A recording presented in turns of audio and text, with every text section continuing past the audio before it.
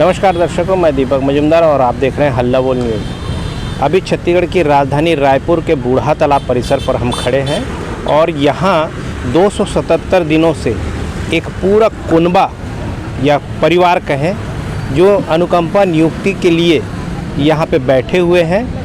और मामला कुछ ऐसा है कि ये वर्तमान की भूपेश की सरकार है, उससे अपने दिवंगत जो परिवार के सदस्य हैं मतलब उनके स्थान पर उन्हें नौकरी दिया जाए ताकि उनका जो परिवार है जो मुश्किलों के दौर से गुजर रहा है उसमें किसी प्रकार की राहत मिले।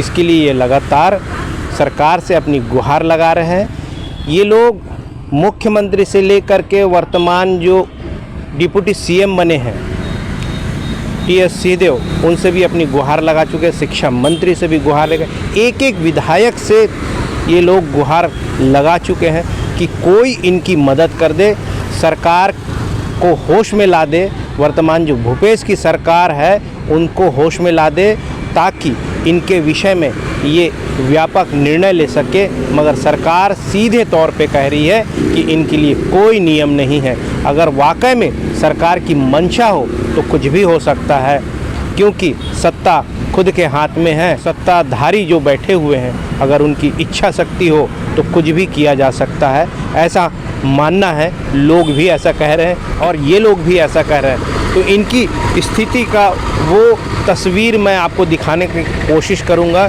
कि मानसून का जो मौसम है, पिछले ठंड का मौसम से लेकर के अक्टूबर के महीने से जो इनकी शुरुआत हुई थी तब से लेकर के अब तक जो तेज धूप और तेज़ गर्मी और पिछली जो बारिश को भी इन्होंने सहा है, ठंड को भी सहा है, अब जाकर के फिर से मानसून यानी बारिश का मौसम आ गया।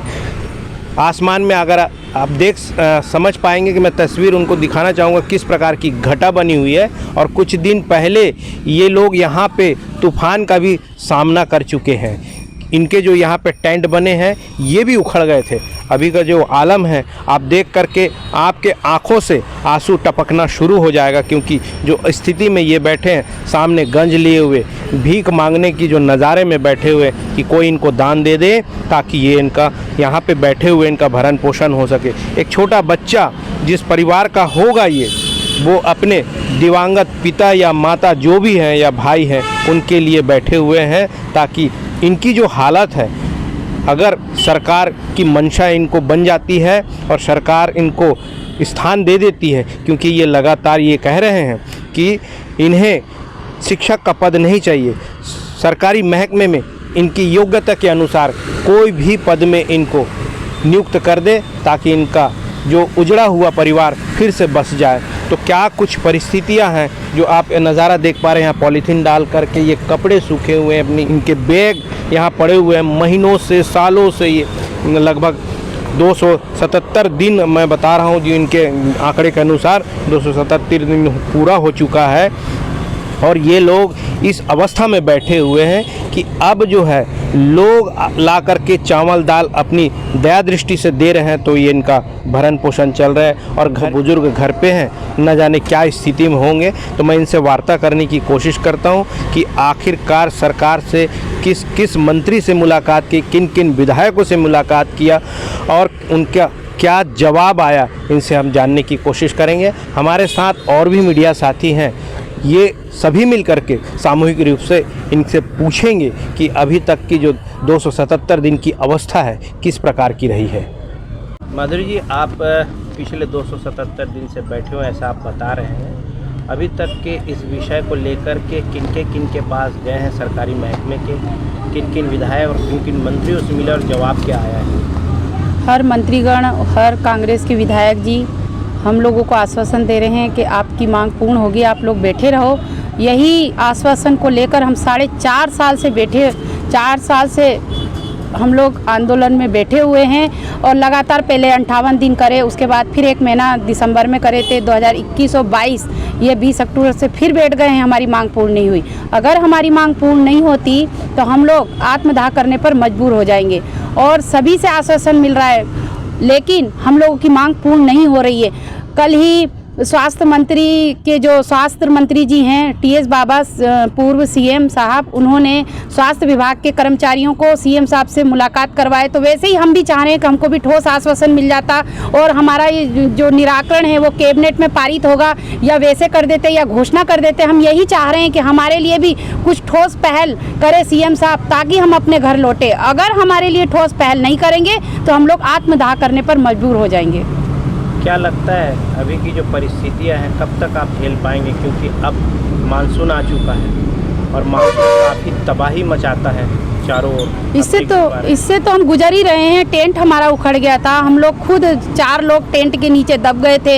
हो सकता था कि हम लोगों को अंदरूनी चोट भी लगी, लेकिन हो सकता था किसी की मौत भी हो जाती। शायद मुख्यमंत्री यही चाह रहे हैं, तभी तो इतने दिन से हम लोगों को बिठाए हैं। हमारे छोटे छोटे बच्चे बैठे हुए हैं, भूखे मरने की नौबत आ गई है। आज कटोरा लेके हम लोग रैली निकाले थे। तो इस तरह से मुख्यमंत्री जी हमको मजबूर कर रहे हैं, तो आगे भी अगर हमको इस तरह से मजबूर करेंगे, मानसून सत्र विधानसभा आने वाला है, अगर हमारी मांग उसमें पूर्ण नहीं होती तो उसके बाद हम आत्मदाह करने पर मजबूर हो जाएंगे। सभी विधवा महिलाओं ने ये प्रण कर लिया है। कल जो कैबिनेट बैठक होने वाली है, तो आप लोगों को क्या लगता है आज जो आप लोगों ने प्रदर्शन किया है उसका असर वहाँ होगा? कल आप लोगों का मुद्दा वहाँ उठेगा?